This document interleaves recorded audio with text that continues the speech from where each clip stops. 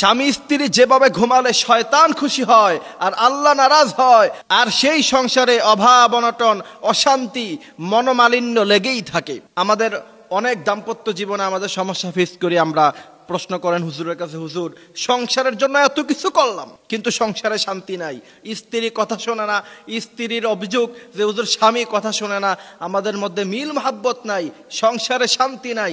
আপনাদেরকে বলতে চাই, আপনারা যদি কখনো ভুলেও এইভাবে ঘুমান, আল্লাহর হাবিব সাল্লাল্লাহু আলাইহি সাল্লাম থেকে হাদিস এসেছে, মুসলিম বুখারী অসংখ্য হাদিসের কিতাবের মধ্যখানে, সহিহ হাদিসের মধ্যখানে এসেছে যে ওই সংসারে অভাব অনটন লেগেই থাকবে।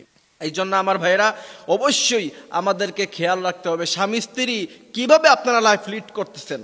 আপনি শুধু খালি সংসারে টাকা কামালেই, আর স্ত্রীদেরকে বলতে চাই, মহিলাদেরকে বলতে চাই, শুধুমাত্র সংসারের কাজ মনোযোগ দিয়ে করলেই সংসারে শান্তি আসবে এমনটি ভাবা ঠিক নয়। এই জন্য আমাদেরকে খেয়াল রাখতে হবে।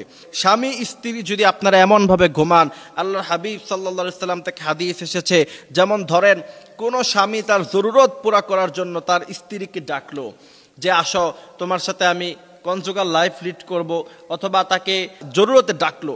কিন্তু কোন স্বামী যদি তার স্ত্রীকে জরুরতে ডাকলো রাতের বেলায়, কিন্তু স্ত্রী তার কথার অমান্য করে অন্যদিকে মুখ ফিরিয়ে ঘুমিয়ে থাকলো, অন্যদিকে সে ফিরে ঘুমালো, আর এমত অবস্থায় তার স্বামী তার উপরে নারাজ, আল্লাহর হাবিব সাল্লাল্লাহু আলাইহি সাল্লাম বলছেন ফেরেশতারা তার উপরে লাআনতের জন্য দোয়া করতে থাকে যতক্ষণ না পর্যন্ত তার স্বামী তার উপরে খুশি হয় আর ফজরের সালাতের ওয়াক্ত হয়। এই জন্য আমার ভাইরা এইটা আমাদেরকে খেয়াল রাখতে হবে। আমাদের মা বোনদের কাছে এটা বেশি বেশি শেয়ার করেন, আমাদের মা বোনদেরকে এটা বেশি বেশি শোনান যে দেখো সংসারে অভাব অনটন অশান্তি কি কারণে লেগে থাকে।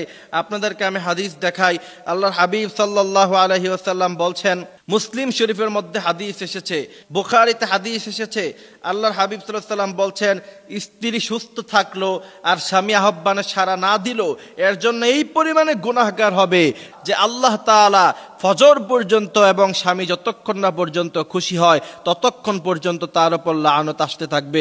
মুসলিম শরীফের 1436 নম্বর হাদিসের মধ্যখানে হাদিসটি এসেছে। এই বিষয়টা আমাদেরকে খেয়াল রেখে আমাদেরকে রাত্রি যাপন করতে হবে। আপনি আপনার স্বামীর মনে কষ্ট দিলেন, আপনার উপরে লাআনত নাজিল হলো, সেই সংসারে কখনো সুখ শান্তি আসবে না। এই জন্য স্বামী স্ত্রীর রাত্রিটা হইতে হবে সৌহার্দ্যপূর্ণ, একটা ভালোবাসার সম্পর্কের রাত্রি হইতে হবে।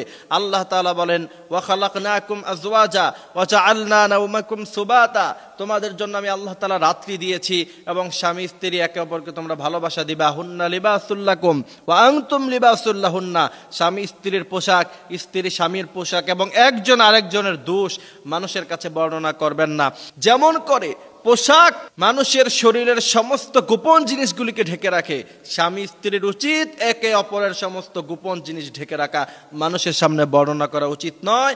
আল্লাহ তাআলা আমাদেরকে সুন্দর জীবনযাপন করার তৌফিক তিনি আমাদেরকে দান করুক, আমিন।